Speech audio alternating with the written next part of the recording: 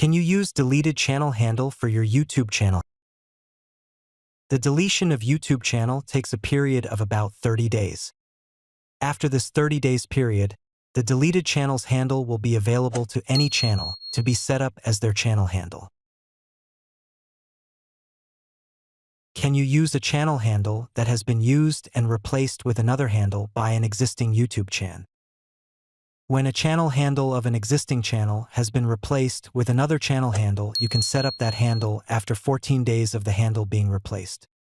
But if the owner of the existing channel decides to reuse the old channel handle within the 14 days period, then the channel handle won't be available. If a channel handle is in violation of any YouTube policy, the channel handle will not be available. I hope this information is helpful to you.